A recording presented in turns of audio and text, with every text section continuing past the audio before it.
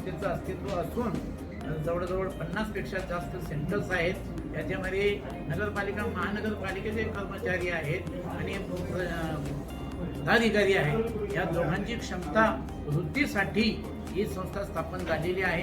त्यासाठी नगरपालिका महानगरपालिकेच्या कर्मचाऱ्यांसाठी LGS local government service, LHD local government diploma हे 2 कोर्सेस, DLGFM ज्यामुळे नगरपालिकांचं उत्पन्न वाढेल यासाठी कोर्सेस, आणि एक फ्लॅगशिप कोर्स म्हणजे सॅनिटरी इन्स्पेक्टरचा कोर्स, हे महत्त्वाचे कोर्सेस आम्ही चालवतो। त्याचप्रमाणे शासन असतील त्या कामात आम्ही पार्टिसिपेशन होतो, टेंडरच्या माध्यमातून तेही आम्ही कामं करतो।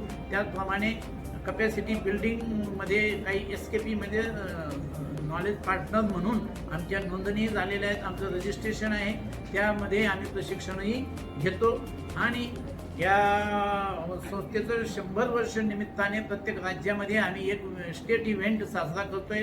हे 50 जे केंद्र आहेत या केंद्रांकडूनही सेंटरीय सामाजिक बांधिलकी जपून हे जे विविध कार्यक्रम आम्ही करतो याच्यातला स्टेट इव्हेंटचा एक भाग म्हणून 29 एप्रिल 2026 रोजी यशोदा येथे संवाद ऑडिटोरियम या ठिकाणी एक दिवसीय कार्यशाळा आयोजित केलेली आहे। या कार्यशाळेला आम्ही माननीय मुख्यमंत्री महोदय, माननीय उपमुख्यमंत्री महोदया, त्याचप्रमाणे चंद्रकांतदादा पाटील, राज्यमंत्री महोदया माधुरीताई मिसाळ यांना आमंत्रित केलेलं आहे।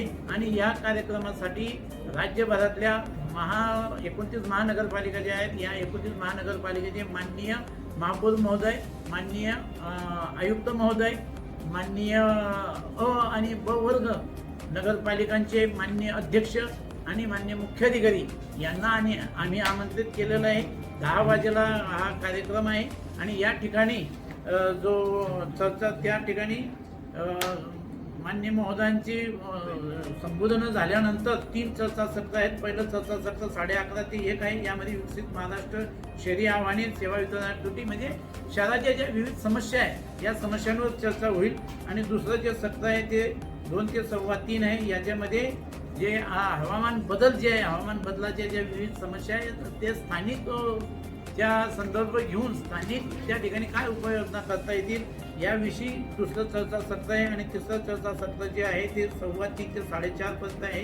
ते विकसित महाराष्ट्र 2027 नवकल्पना, डिजिटल गव्हर्नन्स आणि संस्थात्मक सक्षमीकरण म्हणजे कपॅसिटी बिल्डिंग हे यासाठी या विषयावर त्यामध्ये चर्चा होईल। म्हणजे डिजिटल गव्हर्नन्सला अतिशय महत्त्व प्राप्त झालेलं आहे, त्याद्वारे नागरिक समस्या कशा सोडवल्या जातील यावर चर्चा होईल आणि शेवटी कार्यक्रमाचा समारोप होईल।